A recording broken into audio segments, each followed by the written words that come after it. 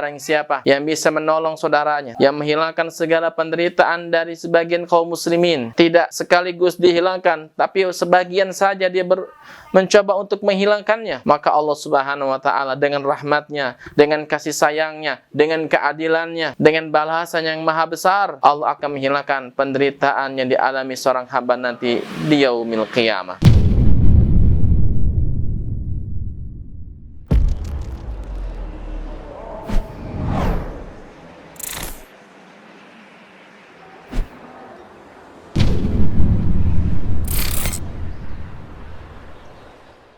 Assalamualaikum warahmatullahi wabarakatuh. Alhamdulillahi ala ihsanih wa syukru lahu ala taufiqihi wa amtinanih. Ashhadu an la ilaha illallah wahdahu la syarika lahu ta'ziman li sya'nih wa ashhadu anna Muhammadan abduhu wa rasuluhu ad-da'i ila ridwanih. Allahumma salli wa sallim wa zid wa barik ala nabiyyina Muhammadin wa ala alihi wa ashabihi wa ikhwanih. Amma ba'du. Kaum muslimin ini dimuliakan Allah Subhanahu wa Ta'ala. Dalam sebuah hadis Rasulullah sallallahu alaihi wasallam pernah bersabda dari sahabat Abu Hurairah radhiyallahu anhu, yang dikeluarkan oleh Imam Muslim di nomor 2699, di mana Rasul sallallahu alaihi wasallam bersabda, "Man naffasa an muslimin kurbatan min kurabid dunya, nafasallahu anhu kurbatan min kurabi yaumil qiyamah." Barang siapa yang menghilangkan penderitaan dari penderitaan yang dialami seorang muslim di dunia ini, maka Allah Subhanahu wa Ta'ala akan menghilangkan penderitaannya dari penderitaan pada hari kiamat. Hadis yang mulia ini adalah hadis yang sangat besar, bersama hadis-hadis yang lainnya dan juga ayat-ayat Al-Quranul Karim yang menjelaskan kepada kita tentang bahwasanya amalan seseorang hamba itu akan dibalas sesuai dengan amal yang dilakukan, atau kaidah yang berbunyi al-jaza'u min jinsil amal, balasan sesuai dengan jenis amal. Kita ketahui bahwasanya balasan yang Allah berikan kepada para hambanya ini jauh lebih besar, jauh lebih hebat dibanding amal yang dikerjakan oleh hamba. Kalau kita perhatikan dalam ayat-ayat Al-Quranul Karim, Allah pun menyebutkan hal yang sama dengan hadis Nabi tadi sallallahu alaihi wa ala alihi wasallam. Dalam surah Ar-Rahman, surah 55, di ayat di mana Allah mengatakan, hal jazaa'ul ihsani ilal ihsan. Bukankah balasan kebaikan itu adalah balasan kebaikan juga? Fabi ayyi ala'i rabbikuma tukadziban. Maka nikmat Tuhanmu yang mana kayak engkau dustakan. Demikian pula dalam ayat yang lainnya, Allah mengatakan Subhanahu wa Ta'ala, lilladzina ahsanul husna wa ziyadah. Bagi orang-orang yang berbuat kebaikan, bagi mereka husna, syurganya Allah Subhanahu wa Ta'ala, dan juga tambahan. Allah Subhanahu wa Ta'ala membalas perbuatan amal kebaikan sang hamba dengan syurga. Dan syurga itu adalah balasan yang paling baik dari Allah Subhanahu wa Ta'ala, yang melebihi amal kebaikan seorang hamba yang dikerjakan selama hidup di dunia ini. Bahkan Allah memberikan ziyadah tambahan, yaitu apa? Melihat wajah Allah Subhanahu wa Ta'ala. Jadi balasan yang Allah berikan kepada hamba itu lebih hebat, itu lebih besar, lebih berarti, lebih kekal dan lebih baik dari amal saleh yang dikerjakan oleh seorang hamba. Demikian hadirin Allah muliakan, bagaimana balasan Allah Subhanahu wa Ta'ala begitu besar kepada sang hamba. Dan juga hadis ini Nabi katakan sallallahu alaihi wasallam, man naffasa an muslimin kurbatan min kurabid dunya. Barang siapa yang menghilangkan penderitaan dari penderitaan yang dialami seorang muslim di dunia ini, nafasallahu anhu kurbatan min kurabi yaumil qiyamah. Allah akan menghilangkan penderitaannya yang dialami nanti di antara penderitaan pada hari kiamat. Nabi katakan, barang siapa yang menghilangkan penderitaan, satu saja penderitaan yang dialami seorang muslim di dunia ini, apakah berkaitan dengan dunianya, dengan kesehatannya, terkait dengan anaknya, dengan istrinya. Dia menderita dengan segala sesuatu yang membuat dia sulit di dunia ini. Dan dia dihilangkan seorang muslim yang lainnya, maka Allah akan menghilangkan penderitaan orang tersebut pada hari kiamat kelak. Nabi nggak katakan penderitaannya di dunia, tapi penderitaan yang akan dialami seseorang di akhirat. Kenapa?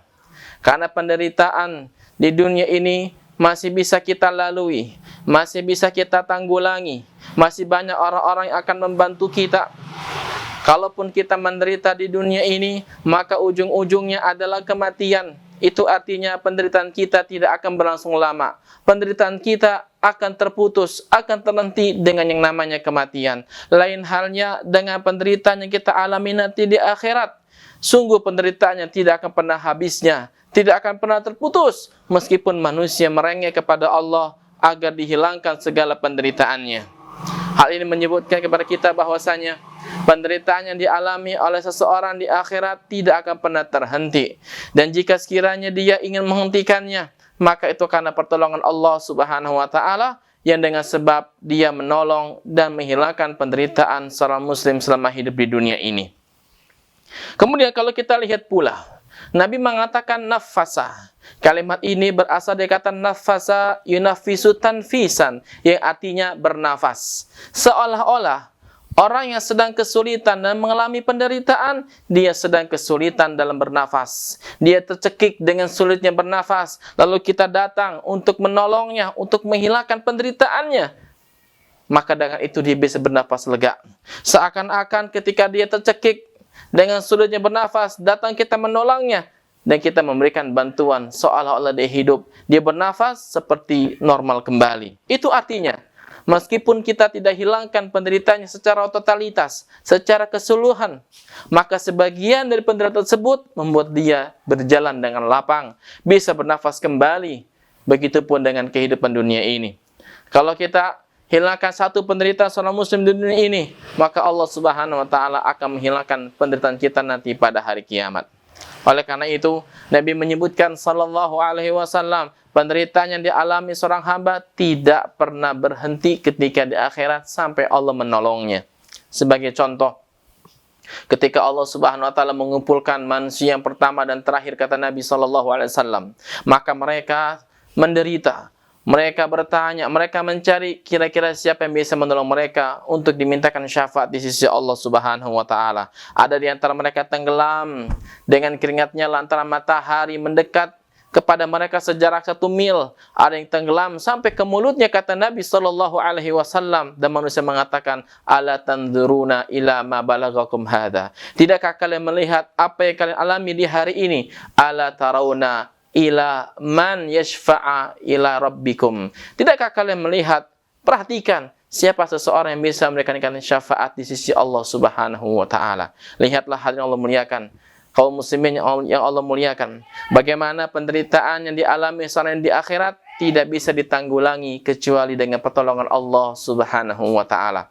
Oleh karena itu, barang siapa yang bisa menolong saudaranya, yang menghilangkan segala penderitaan dari sebagian kaum muslimin, tidak sekaligus dihilangkan, tapi sebagian saja dia mencoba untuk menghilangkannya, maka Allah Subhanahu wa taala dengan rahmatnya, dengan kasih sayangnya, dengan keadilannya, dengan balasan yang maha besar, Allah akan menghilangkan penderitaan yang dialami seorang hamba nanti di yaumil qiyamah. Oleh karena itu, hadis ini mengajarkan kita untuk saling memberikan bantuan, melihat kanan kiri kita, adakah di antara mereka yang menderita? Adakah di antara mereka yang susah hidupnya? Adakah di antara mereka yang butuh bantuan? Maka kita sebagai orang yang dimudahkan oleh Allah Subhanahu wa taala, berupaya dengan penuh maksimal untuk membantu mereka. Karena sejatinya perbuatan baik itu akan kembali kepada kita. Dan Allah mengatakan, in ahsantum li anfusikum wa in asatum falaha. Jika kalian berbuat baik, sejatinya perbuatan baik itu akan kembali kepada diri kalian. Artinya jika kalian berbuat baik, sejatinya kalian sedang berbuat baik kepada diri kalian. Wa in asatum falaha. Dan jika kalian berbuat keburukan, maka sejatinya keburukan itu akan menimpa kalian. Kaum muslimin yang berbahagia, hadis ini hadis yang luar biasa, mengajarkan kita akan ingat kepada kampung akhirat, bahwasanya segala perbuatan kita akan dibalas sesuai dengan apa yang kita kerjakan di dunia ini. Sebagai penutup, akhirul kalam, Allah berfirman subhanahu wa ta'ala, kullu nafsin dha'iqatul maut wa innama tuwaffawna ujurakum yawmal qiyamah faman zuhziha 'anil nar wa udkhilal jannah faqad faz wa mal hayatud dunya illa mata'ul ghurur. Yang merasakan kehidupan, dia juga pasti merasakan kematian. Yang hidup pasti akanlah mati.